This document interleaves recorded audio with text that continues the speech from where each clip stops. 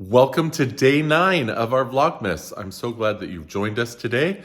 Hope this holiday season is going well for you and that you are enjoying each of our daily posts and just sort of anticipating and thinking about your family history and your special moments and all the different things that you could be doing to make your holiday lead up time really wonderful. So stick around and I hope you'll enjoy what we have for you today. I've already mentioned my grandparents had this massive giant tree, and I know I was a little boy, so it probably seemed bigger than it really was. But knowing their house, it just really was a massive tree. They had a split level home, and we loved to go running down the stairs to see the tree, and that's where all the party and the family celebrations took place. But they were fairly wealthy, and they had another grand living room that you just weren't allowed in as a child unless you were invited in there with an adult, and great care and caution when you walked in. But there was a smaller tree that was right at the entrance of that, just off of the front door of the home. And this tree was very different.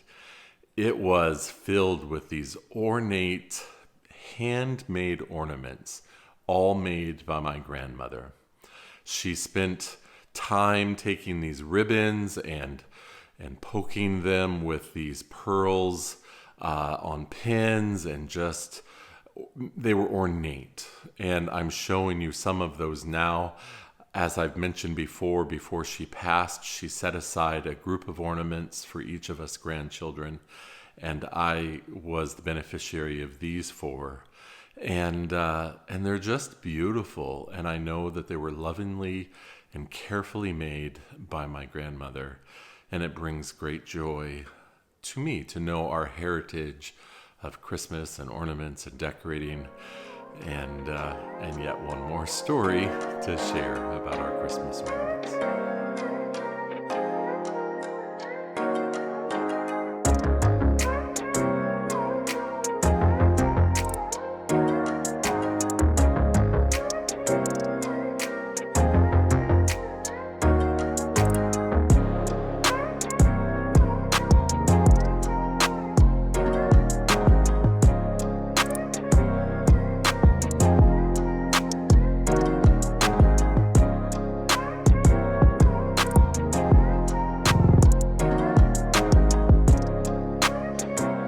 Puzzle for day 9, 'tis the season to be jolly.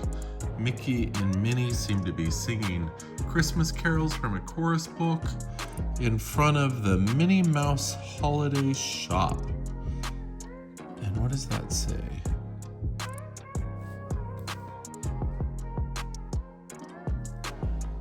I think it says gifts and fudge. I want to go to her shop. Hello, tonight's character from the 25 Days of the Christmas Story. It's a little weird to call him a character because it's the Holy Spirit, God himself, part of the Trinity. I know it's difficult to understand sometimes the nature of God, but the fact is that he's God and we're not. And so that can be difficult to understand everything. So the Holy Spirit's role in the birth of Christ is a powerful situation. We have a verse in Luke chapter 1, verse 41. When we go back to talking about Elizabeth, John the Baptist's mother, it says, when Elizabeth heard Mary's greeting, the baby leaped inside her, and Elizabeth was filled with the Holy Spirit. And that is a wonderful thing. And a great little prayer in this book says, God, fill our hearts this Christmas with the joy of salvation. Say hi, Waffles.